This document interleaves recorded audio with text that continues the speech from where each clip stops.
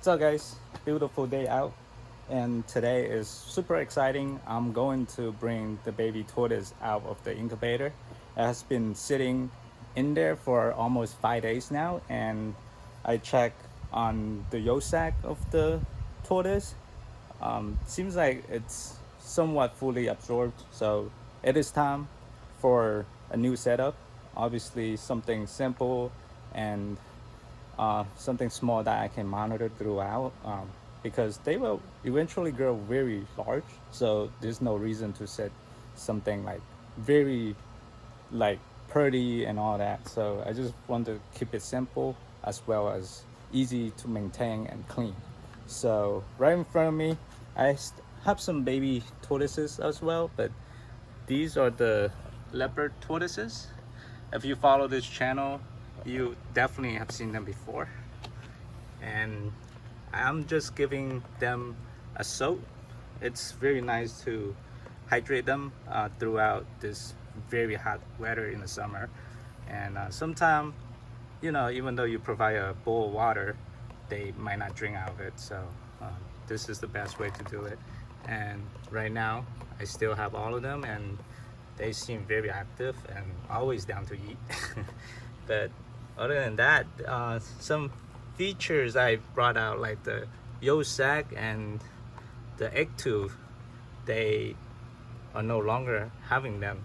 That's just for the babies to get through the first few weeks of their lifetime. But after that, they will lose those features and then just continue to grow even larger and being a tortoise. So today I just have these tubs. They are cleaned. This one still a little dirty, but I try my best.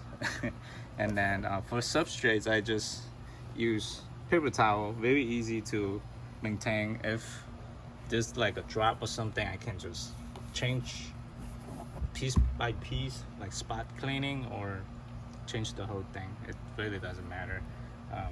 For baby tortoise, you try to avoid any type of loose substrates like sand or soil, because they might eat their food in the enclosure, and then sometimes those substrate can stick on to their food, and that will cause some future impaction problem. So try to avoid those, and then something solid or one piece substrate would do it. As well, people might say, what about the humidity and all that? In this area, first of all, I don't have to worry about that because they will be outside, and the humidity is always high in this area. As well as just give them a soak every few days. That will do it.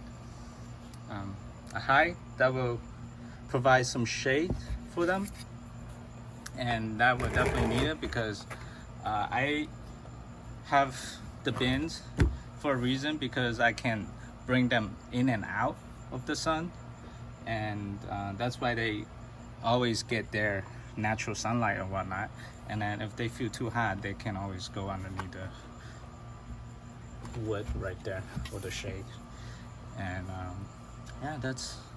And then obviously water bowl. Let me see which one's which. This one goes to here, and then the smaller one, this is for the baby sulcata. And yeah, it's time to move them back in their little enclosure. There's one right there.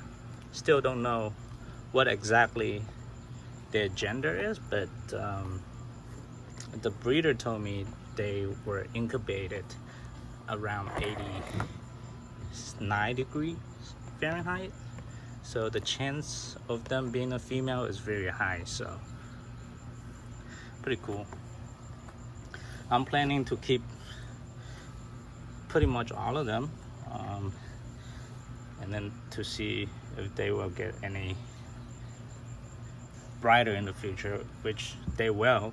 Some of them are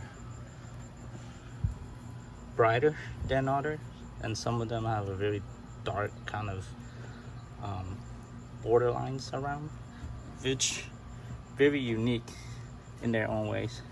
So this is pretty much it for the leopard tortoises, and let's move on to that baby sulcata. So I have a little delicate to transport this baby sulcata over here, as you can see.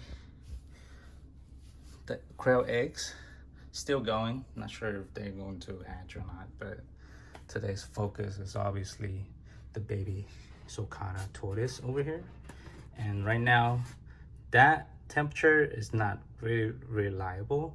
I have a temperature probe down there.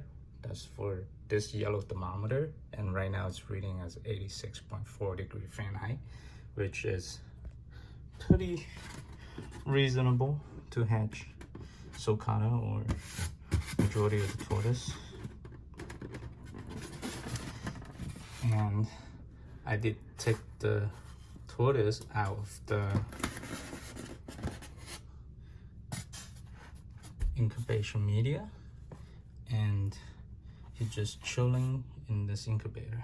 As you can see, the egg sac is pretty much fully absorbed. So it is time for him to move out.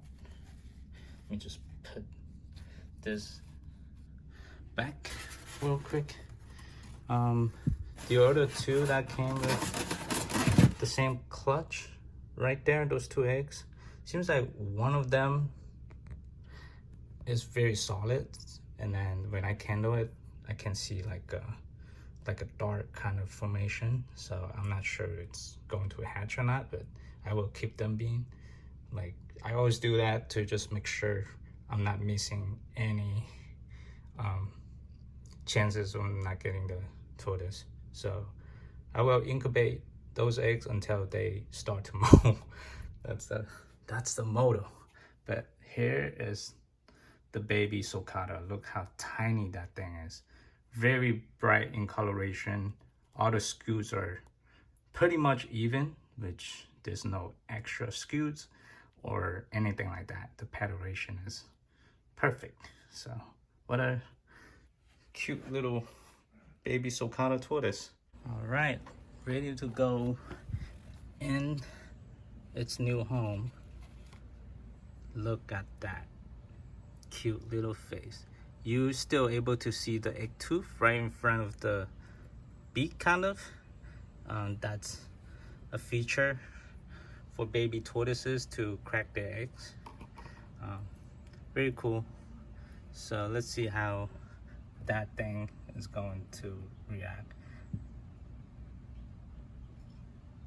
Meanwhile, those little guys are really down to eat. They always very active. I feel like leopard tortoises are one of the active species out of those two, and they always eat like monsters. Sulcatas are also great eaters, but from my experience, I keep both of those species, and it seems like the leopards are doing much better jobs in this environment. But they come from the same region in Africa. Those are African species tortoise. So yeah, actually, let me just compare the size difference. Look at that. This is a few months, or almost 1 year, and then meanwhile the sulcata tortoise just hatched. It's pretty much very the same. Let me grab you a smaller one to compare. So when they fully become mature, obviously the sulcatas are much bigger than the leopards, but I do see people produce hybrids of them too. So that would be interesting, but I'm not planning to do that in the future, so I will keep them separate. So this little baby finally gets its leg stretch. Just moving around. Look how cool is that, guys. This is probably the most exciting thing that happened to me right now of keeping reptiles for this long. Finally produce my very own first sulcata tortoise, and I will keep this little one for sure.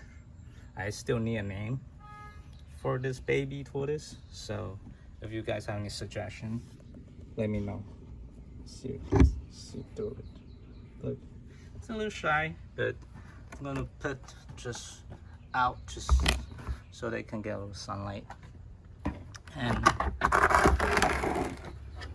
that'd be nice. Look at this baby tortoise go. How cool is that? Oh my gosh. First sunlight, that natural sunlight just shines at this baby tortoise. Finally, oh my gosh. That's so cool, guys. I'm not sure this little one's going to eat or not, but I will provide some lettuce as well as water for them. All right, ready to fill it up with some water.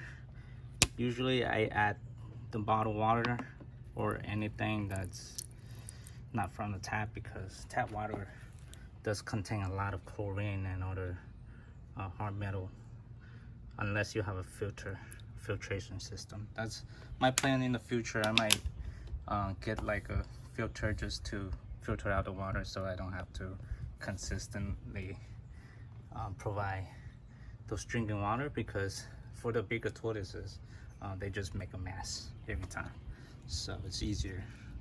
And also some lettuce, some baby lettuce for the baby tortoise.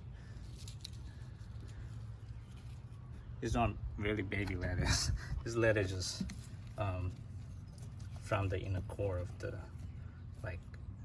big lettuce, so they look tiny. Easy to feed. And then most importantly, you need to provide some red tip calcium from ZooMed. This is not a sponsored video, but I always use their product. Very good for the tortoises, plus other reptiles like beta dragons and chameleons and whatnot. So what they do, just to help bone growth, provide stronger bones and all that. Make sure to get the D3 with the D3 plus. Just sprinkle a little bit of the powder onto food, and now this side as well. This baby's still exploring. I'm not sure she or he's going to eat yet. But meanwhile, look at these little guys. I've been feeding them every day. They have grown a little bit, but it takes time, because another reason due to that is they're gonna live for many decades. So very cool, and very cool for this little one too. Very happy with today's I guess result. This is, I feel very accomplished of just bring this little one alive. Many of the eggs from the same clutch did not make it. One of the reasons, I believe, they weren't fertile. So yeah, let me show you guys the parents of this guy real quick. Actually, let's bring this baby along. And here's the father over here. He doesn't care anything right now beside eating, but look how tiny this baby is compared to this full-grown sulcata over here. Still has a lot to grow, by the way. This is not the biggest I've seen in terms of male sulcata tortoise, but look how tiny this little baby is. But yeah, the mother of this tortoise, I'm not sure which one exactly, because I have two female sulcatas housed together, so Must be one of them. But anyways, this is pretty much the whole content over here. I hope you guys enjoy this video and follow for more, because I will definitely post more updates of these guys. So peace out.